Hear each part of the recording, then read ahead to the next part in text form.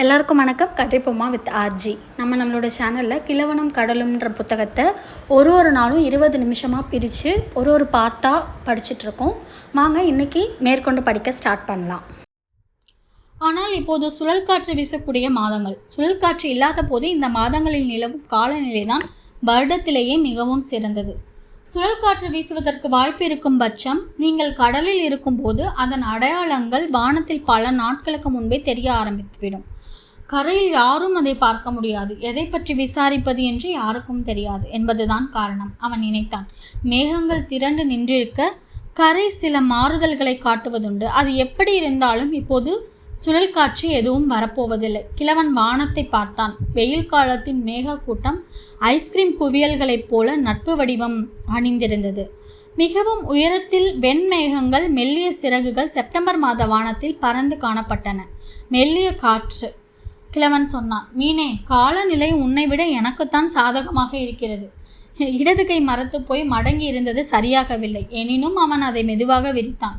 மரத்து போய் கை மடங்கி இருப்பது எனக்கு பிடிக்கவில்லை அவன் நினைத்தான். அது உடல் தன்னைத்தானே வஞ்சித்துக் கொள்வதை போன்றது.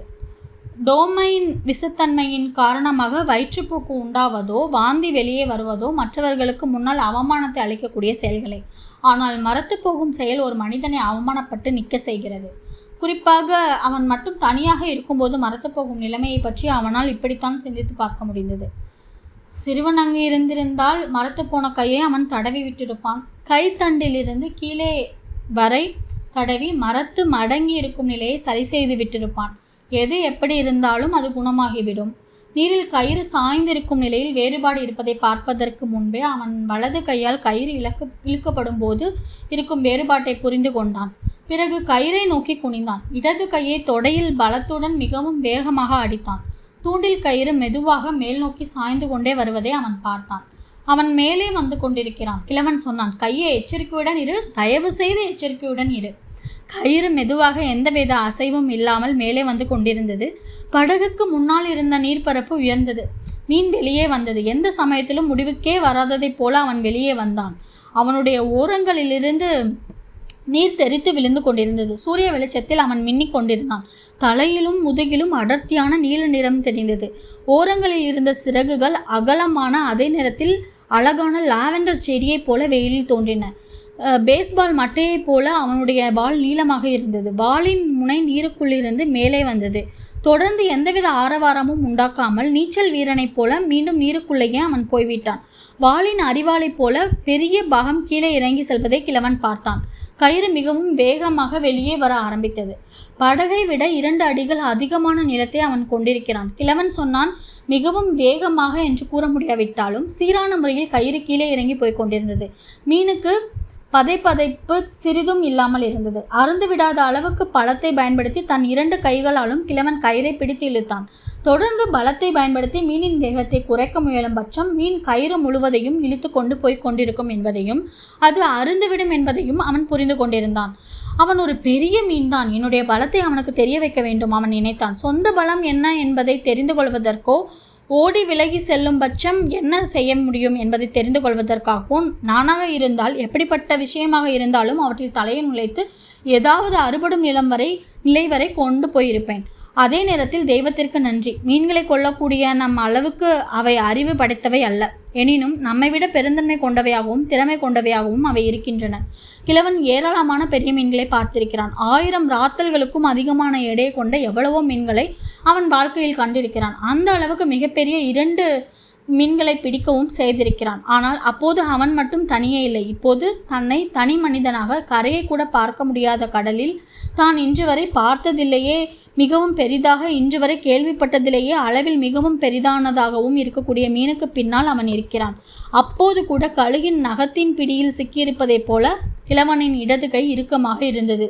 எனினும் மரத்து போய் இருந்த கையின் நிலை குணமாகாமல் இருக்காது கிழவன் நினைத்தான். என்னுடைய வலது கைக்கு உதவியாக இருக்க நிச்சயமாக அது சரியாகாமல் இருக்காது. 3 விஷயங்களை நண்பர்கள் என்று குறிப்பிடலாம். மீனும் என்னுடைய 2 கைகளும். அது மரத்து போய் மடங்கி இருக்கக்கூடாது. மரத்து போய் இருக்கிற அளவுக்கு விலை மதிப்பற்றது அல்ல அவை.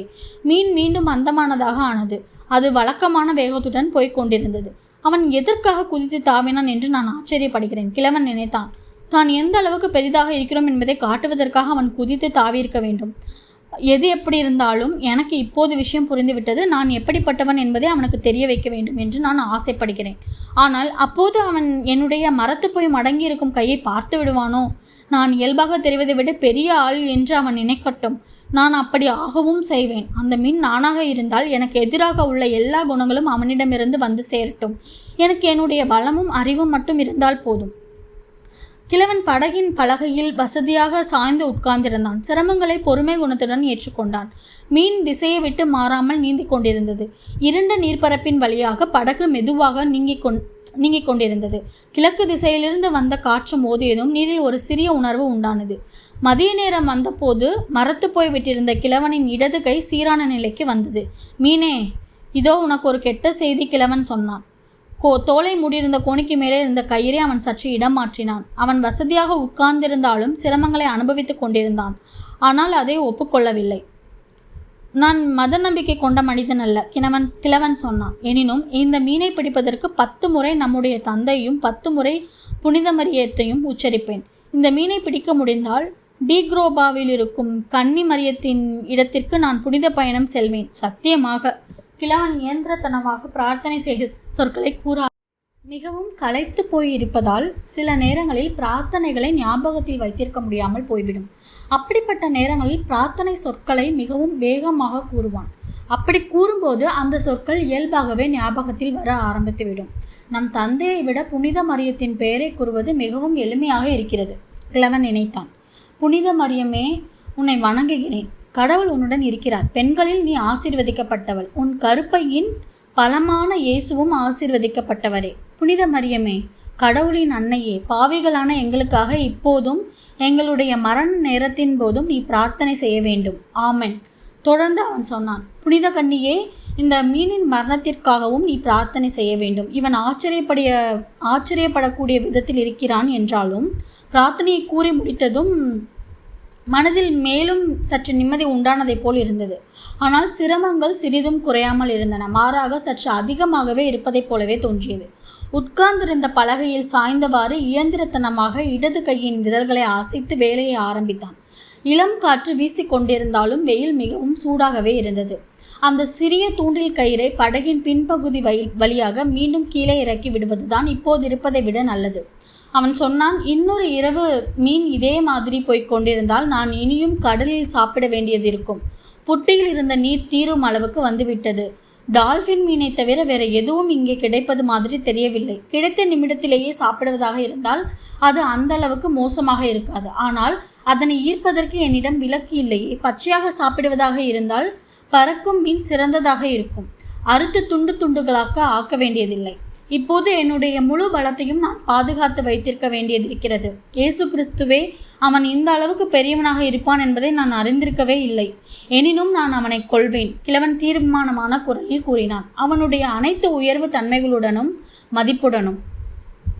இது நியாயமற்ற ஒரு செயலாக இருக்கலாம், அவன் நினைத்தான். எனினும் ஒரு மனிதனால் என்ன செய்ய முடியும் என்பதையும் ஒரு மனிதனால் எதை பொறுமையுடன் ஏற்றுக்கொள்ள முடியும் என்பதையும் நான் அவனுக்கு காட்டப்போகிறேன்.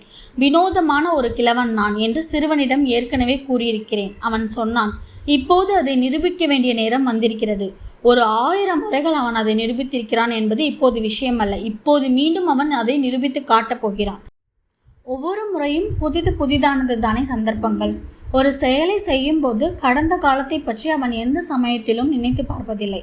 அவன் சற்று தூங்கிவிட்டிருந்தால் அப்படியென்றால் நானும் தூங்கலாம், சிங்கங்களை பற்றி கனவு காணலாம், அவன் நினைத்தான். கனவில் சிங்கங்கள் ஏன் எப்போதும் வந்து கொண்டே இருக்கின்றன? சிந்தித்து சிந்தித்து தலையை புண்ணாக்கி கொள்ளாதே கிழவா, அவன் தனக்கு தானே கூறிக்கொண்டான். எதை பற்றியும் சிந்திக்காமல் பலகையில் சாய்ந்து உட்கார்ந்து கொண்டு சுகமாக ஓய்வெடு. அவன் உழைத்து கொண்டிருக்கிறான். உன்னைப் போல எவ்வளவு குறைவாக முடியுமோ அந்த அளவுக்கு. மதியம் நெருங்கி கொண்டிருந்தது. படகு அப்போதும் மெதுவாக அசைவே இல்லாமல் பயணத்தை தொடர்ந்து கொண்டிருந்தது. கிழக்கு திசையில் இருந்து வந்த இளம் காற்று உண்டாக்கிய உற்சாகத்தில் கிழவன் கடலில் சுகமாக பயணம் செய்து கொண்டிருந்தான். முதுகில் இருந்த கயிறின் இழுப்பு மிகவும் சாதாரணமாகவும் மென்மையாகவும் இருந்தது. மதியத்தை தாண்டியதும் ஒரு முறை கயிறு மீண்டும் மேல் நோக்கி உயர ஆரம்பித்தது. ஆனால் மீன் அப்படியொன்றும் உயரத்தில் இல்லாமல் நீந்து கொண்டிருந்தது. கிழவனின் இடது கையிலும் தோளிலும் முதுகிலும் வெயில் விழுந்து கொண்டிருந்தது. அதிலிருந்து மீன் வடகிழக்கு திசையை நோக்கி திரும்பி விட்டிருக்கிறது என்பதை அவன் புரிந்து கொண்டான். ஒரு முறை பார்த்து விட்டதால் மீன் நீரில் நீந்துவதை கற்பனை பண்ணி பார்ப்பதற்கு அவனால் முடிந்தது. நீல நிறத்தில் உள்ள காதுகளை சிறகுகளைப் போல விரிய செய்து கொண்டு நெடுங்குத்தாக எழுந்து நின்று கொண்டிருந்த பெரிய வாளால் இருட்டை கிழித்து கொண்டும் போய்கொண்டிருப்பதை அவன் கற்பனை பண்ணி பார்த்தான். அந்த ஆழத்தில் அவனுக்கு எந்த அளவுக்கு பார்வை சக்தி இருக்கிறது என்பதை நினைத்து நான் ஆச்சரியப்படுகிறேன், கிழவன் நினைத்தான். அவனுடைய கண்கள் மிகவும் பெரியனவாக இருக்கின்றன. அவனை விட அளவில் சிறியனவாக இருக்கும் கண்களை கொண்ட குதிரையால் இருட்டில் பார்க்க முடியும். முன்பு இருட்டில் என்னால் மிகவும் அருமையாக பார்க்க முடிந்தது. முழுமையான இருட்டில் அல்ல, கிட்டத்தட்ட ஒரு பூனை பார்க்க முடிந்த அளவில். வெயிலும் விரல்களின் தொடர்ந்த அசைவுகளும் இடது கையின் மரத்து போன தன்மையை இப்போது முழுமையாக இல்லாமல் செய்து விட்டிருந்தன. வேலையின் பெரும்பகுதியை இடது கைக்கு அவன் மாற்ற ஆரம்பித்தான். கயிறை இழுப்பதன் மூலம் உண்டான வேதனைகளை குறைப்பதற்கு முதுகின் சதையை குலுக்கி அசைத்தான். மீனே, நீ மிகவும் களைத்து போகாமல் இருந்தால், கிழவன் உரத்த குரலில் கூறினான், நீ நிச்சயம் ஆச்சரியப்பட வேண்டியவனே. அவனுக்கு தான் மிகவும் களைத்து போய் இருப்பதைப் போல தோன்றியது. வெகு சீக்கிரமாக இரவு வந்துவிடும். அவன் மற்ற விஷயங்களை பற்றி சிந்திக்க ஆரம்பித்தான். பெரிய லீக்குகளை பற்றி கிழவன் சிந்தித்தான். கிராண்ட் லீகாஸை பற்றி சிந்தித்தான். நியூயார்க்கின் யாங்கிகளும் டிட்ரோய்டின் டைகர்ஸும் ஒருவரோடொருவர் விளையாடி கொண்டிருக்கிறார்கள் என்ற விஷயம் அவனுக்கு தெரியும்.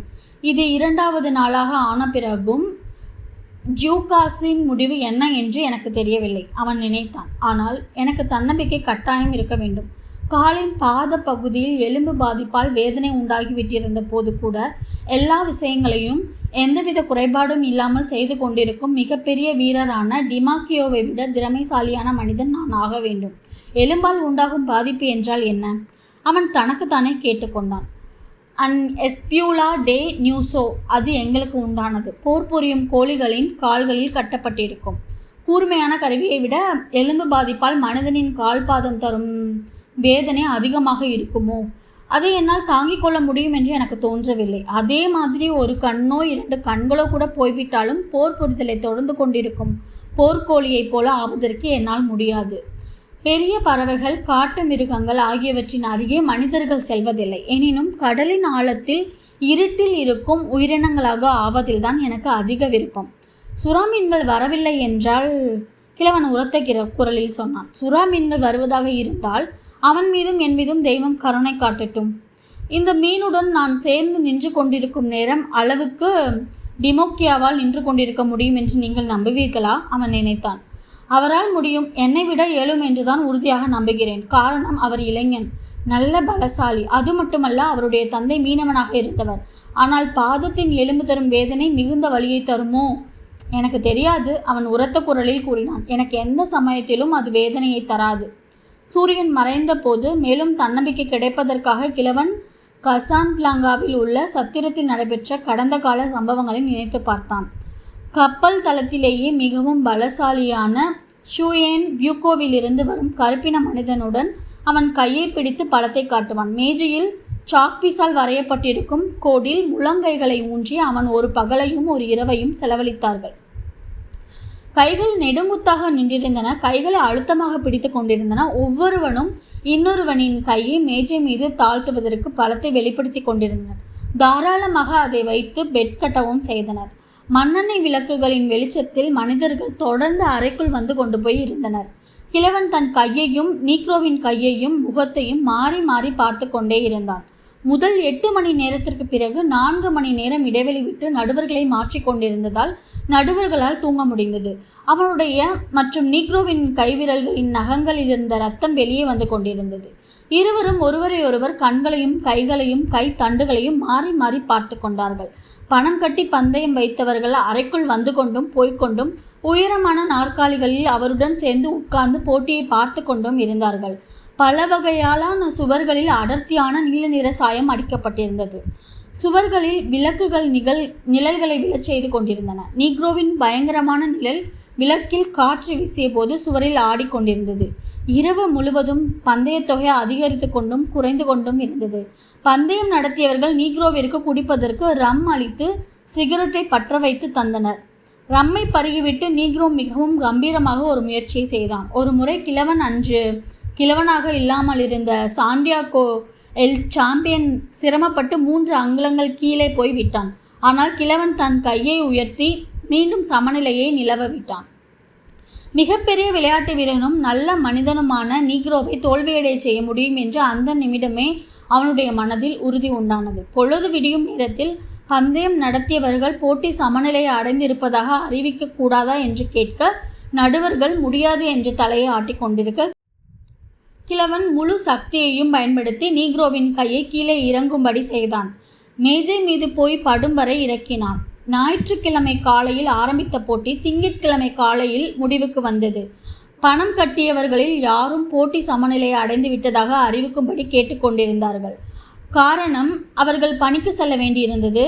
கப்பல் துறைமுகத்தில் சர்க்கரை நிறைந்த மூட்டைகளை அடுக்குவது, ஹவானா நிலக்கரி நிறுவனத்திற்கு செல்வது, இப்படி பலவித பணிகள் இல்லாவிட்டால் போட்டி அதன் போக்கில் முடிவுக்கு வரும் வரை தொடர்ந்து நடைபெறட்டும் என்றுதான் அவர்கள் கேட்டுக்கொண்டிருப்பார்கள். எது எப்படி இருந்தாலும் பணிக்கு செல்ல வேண்டியவர்கள் புறப்பட வேண்டிய நேரத்திற்கு முன்பே அவன் போட்டியை முடிவுக்கு கொண்டு வந்திருந்தான். அந்த போட்டிக்கு பிறகு நீண்ட காலம் அவனை எல்லாரும் சாம்பியன் என்று அழைத்து கொண்டிருந்தார்கள். வசந்த காலத்தில் இன்னொரு போட்டி நடைபெற்றது. ஆனால் அதிகமாக பணம் பந்தயம் வைக்கப்படவில்லை. முதல் போட்டியிலேயே ஷியன் பியூகோவில் இருந்து வந்திருந்த நீக்ரோவின் தன்னம்பிக்கையை அவன் தகர்த்தெறிந்து விட்டிருந்ததால் மிகவும் எளிதில் போட்டியில் வெற்றி பெற்றுவிட்டான்.